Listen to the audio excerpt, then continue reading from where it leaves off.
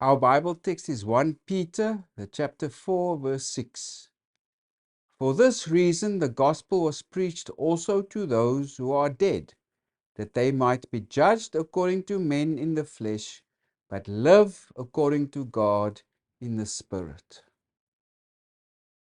So here we have probably the Apostle Peter, and he's addressing Christians who were not facing such a good time. They were being treated harshly, being ostracized and reviled by the people around them. And because they have abandoned their previous sinful life, and now they're suffering for it. So if we look at the overall structure of 1 Peter, we can see that from the first two chapters focuses is on the relationships within the Christian community. And then from chapter 2 verse 11 to chapter 4 verse 11, the author gives advice, exhortation, and encouragement how to live in a hostile world, because the context is suffering. And if we look at our more immediate context, it's about suffering for the sake of good. That is from 1 Peter 3, verses 13 to 17, because believers are suffering and being slandered for their good behavior. And Peter also encourages them, don't suffer for doing bad things, but it's a good thing to suffer while doing good, standing up for Christian principles. Why must they do so? Because Christ also suffered for the good. That is the following verses from verses 18 to 22. And Christ suffered for sins. It's another way of saying that he was a sacrifice of atonement, because through that he brought an end to sin, or he established a way for the forgiveness of sin. And then there's a further exhortation from chapter 4, verses 1 to 6, our present textual unit. We suffer like Christ in order to bring an end to sin. So it's about suffer by rejecting the sinful life of the wider community. Overall, Peter is also encouraging them, suffer for the right reasons. And if we look at just before our current textual unit, Christ also suffered for the sake of good. So that corresponds to chapter 3, verses 18 to 22, where the author writes, Christ also suffered once for our sins. That's in verse 18. Then the author goes on to explain, he went and preached to the spirits in prison after his death. And after he has accomplished all that, eventually he has gone into heaven and is at the right hand of God, angels and authorities and powers having been made subject to him. So the suffering of Jesus was for good reasons, but also it had good consequences. It's about that Jesus brought an end to sin. He preached to the spirits in prison, and then he was finally exalted to the right hand of God, and where all evil powers and principalities, whatever, has been made subject to Jesus. In a way, Jesus defeated all the evil powers.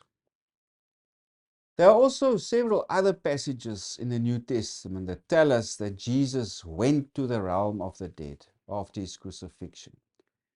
I would encourage you, go read Matthew 12 verse 40, Romans 10 verses 7, Acts 2 verses 24 to 31, as well as Ephesians 4 verses 8 to 10, that speak to Jesus going down to the realm of the dead, and then also some also speak of him then going up to the heavenly realm.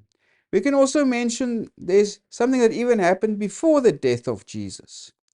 If we go to Luke 9 verses 30 to 31, there on the Mount of Transfiguration, Luke specifically recounts, and behold, two men talked with him, who were Moses and Elijah, who appeared in glory and spoke of his decease.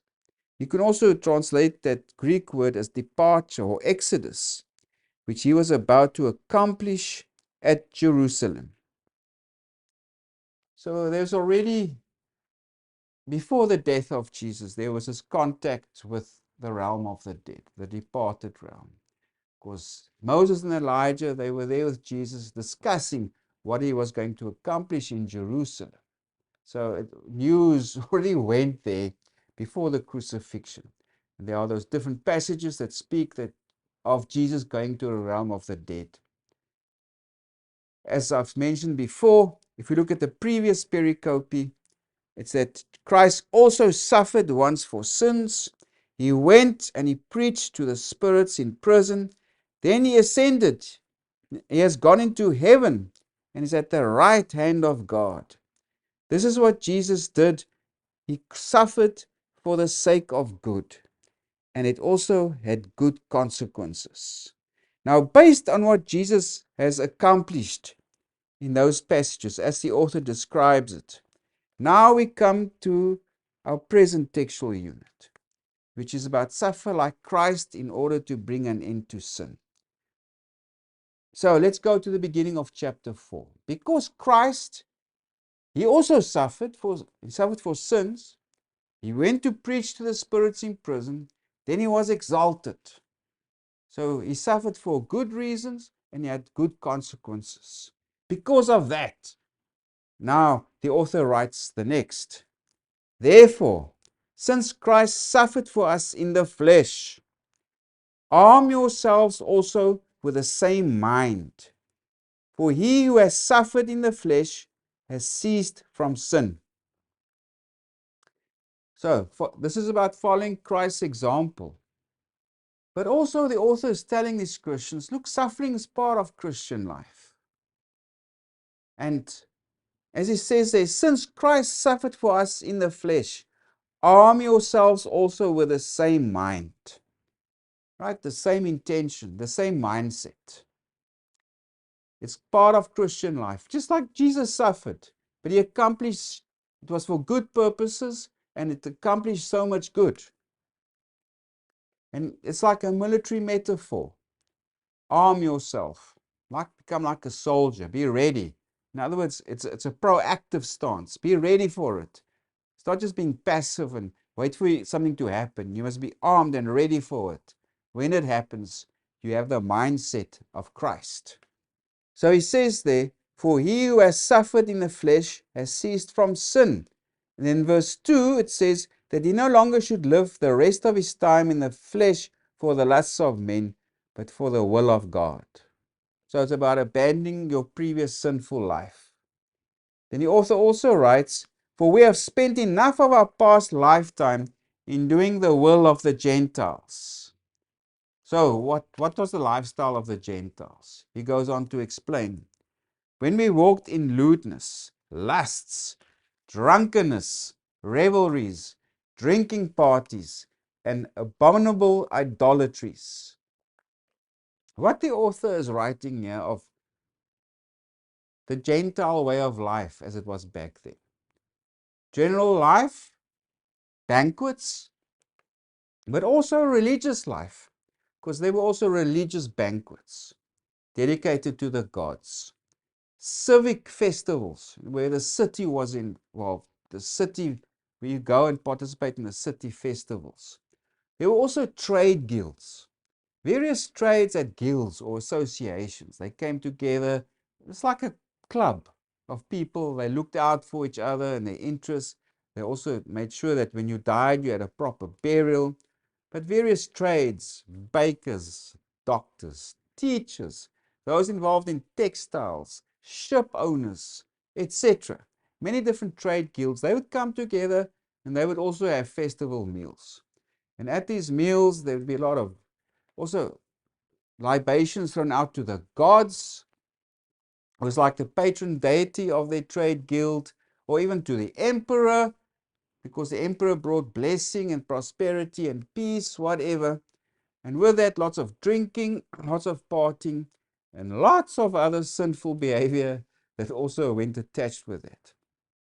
So if you give up that life, you give up like your business. your business connections, your social support network. Also, you withdraw from the civic life. So you are not like other people, support the city, the state, and the gods, that everything goes well. Maybe you will be seen as an atheist. The Christians were charged with atheism also because they did not participate in the public religious life of that time. So they gave up all that. And remember, the background is banquets, the trade guilds, religious festivals, civic festivals. They often involved all those kind of sins. These Christians have given that up now, abandoned that, because they've adopted the Christian faith. Now, of course, now their neighbors wondering, what are you doing? And that's what our next verse is about. If we go to verse 4. In regard to these, they think it strange that you do not run with them in the same flood of dissipation, speaking evil of you. Right? It's normally if you withdraw from a group and specifically for this reason, they will look at you. What's wrong with you? Why are you abandoning us? You think you're better than us? Whatever it may be. But the author also writes, well, they will give an account. They will give an account to him who is ready to judge the living and the dead. So that can refer to God the Father, also to Christ, who will judge the living and the dead.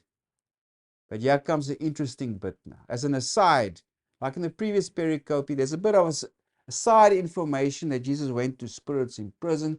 And that was part of his suffering, but the purpose for that suffering was good. And here again, Peter gives a little aside on what Jesus did after he was crucified. For this reason, the gospel was preached also to those who are dead, that they might be judged according to men in the flesh, but live according to God in the Spirit. Now we could wish that the author, Peter, gives us more information of what exactly is going on. But he says all the living and the dead will be judged. But now the good news, the gospel, was also preached to the dead, that they might be judged according to men in the flesh. You can also translate the Greek here as corresponding to men in the flesh. Like all other men in the flesh, they receive judgment by dying, right? Because also of sin. But live, you can also translate it corresponding to God in the Spirit. So there's life in the flesh, but also life in the Spirit. So that's the spiritual domain that Peter's speaking of here, referring to life after death, but also with God, God's domain. Interesting. The gospel will be preached, or was preached, also to the dead. So they might receive normal judgment, as we all do, by dying in the flesh, but also that they might live in the Spirit. In other words, even in that state of death, that realm of the Spirit, there they may live according to God. In other words, they will receive there's salvation and grace also for them. So overall, the context is about Christians who must suffer, but also suffer for good reasons, like Christ has suffered. And as an aside, Peter, or the author, gives us information of what Christ did after his crucifixion. He went to preach to the spirits in prison. And also he tells us that the gospel was preached to those who are dead.